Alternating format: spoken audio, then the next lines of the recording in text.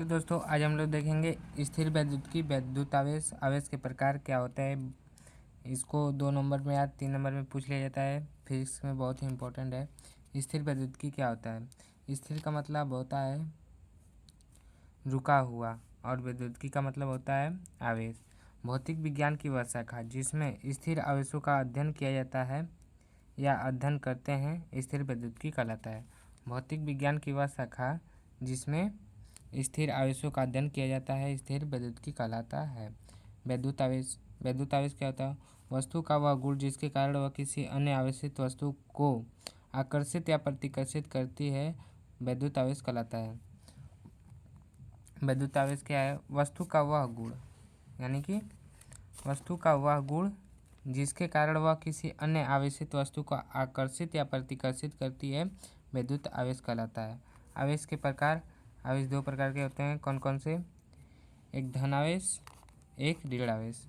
आवेश कितने प्रकार के होते हैं। आवेश 2 प्रकार के होते हैं। एक धन आवेश, एक ऋण आवेश। इलेक्ट्रॉन की कमी से कौन सा आवेश होता है। धन आवेश। इलेक्ट्रॉन की अधिकता के कारण ऋण आवेश, यानी कि इलेक्ट्रॉन की कमी के कारण धन आवेश, इलेक्ट्रॉन की अधिकता के कारण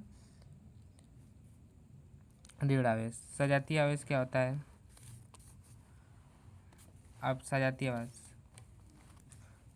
आवेश क्या होता है। समान प्रकृति यानी कि समान प्रकृति के आवेशों को सजातीय आवेश कहते हैं। इनके बीच आकर्षण बल कार्य करता है। समान प्रकृति के आवेशों को सजातीय आवेश कहते हैं। इनके बीच प्रतिकर्षण बल कार्य करता है।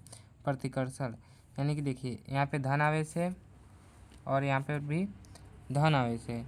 ये दोनों क्या हैं। समान प्रकृति के आवेश है। इनके बीच कौन सा बल कार्य करेगा। प्रतिकर्षण बल। यहाँ पे भी माइनस यानी कि ऋण आवेश, ऋण आवेश। ये दोनों कौन कौन से हैं। समान प्रकृति के आवेश हैं। तो इनके बीच कौन सा बल करेगा। प्रतिकर्षण। यहीं पे प्लस और माइनस होता तो ये दोनों विपरीत प्रकृति के आवेश हो जाते हैं, यानी कि यहाँ पे विपरीत प्रकृति हो जाता। तो इनके बीच कौन सा बल कार्य करता। आकर्षण बल। यानी कि आप सिंपल से जानिए प्लस प्लस रहेगा तो क्या करेगा। प्रतिकर्षण यानी कि दूर दूर भेजेगा, और जब प्लस माइनस रहेगा तो ये दोनों पास पास आएंगे।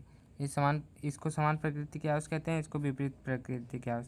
समान प्रकृति के आवेश हमेशा प्रतिकर्षण बल कार्य करता है और विपरीत प्रकृति के आवेशों के बीच आकर्षण बल कार्य करता है। दूसरा है विजातीय आवेश। विजातीय आवेश क्या होता है। विपरीत प्रकृति के आवेशों के बीच विजातीय आवेश होता है। विपरीत प्रकृति के आवेशों के बीच विजातीय आवेश होता है। इनके बीच आकर्षण बल कार्य करता है। यानी कि देखिए यहाँ पे माइनस और प्लस, ये दोनों प्लस माइनस है तो इनके बीच कौन सा बल कार्य करेगा।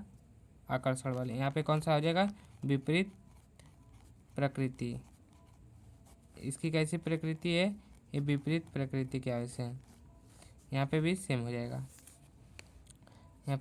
जाएगा, ये प्लस माइनस। यहाँ पे आकर्षण। विपरीत प्रकृति के आवेशों के बीच कौन सा बल कार्य करता है। आकर्षण बल कार्य करता है। वैद्युत आवेश का मात्रक व विमा। विद्युत आवेश का फार्मूला क्या होता है। I बराबर Q/T। ये क्या है। विद्युत धारा। ये क्या है। आवेश। ये क्या है। समय। I बराबर Q/T और Q बराबर I/T। इसके बराबर करना है तो इसको गुणा में कर देंगे।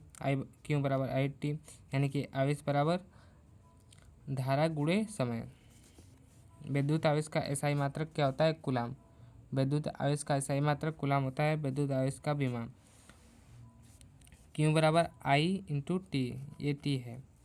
और इसका क्या होता है। I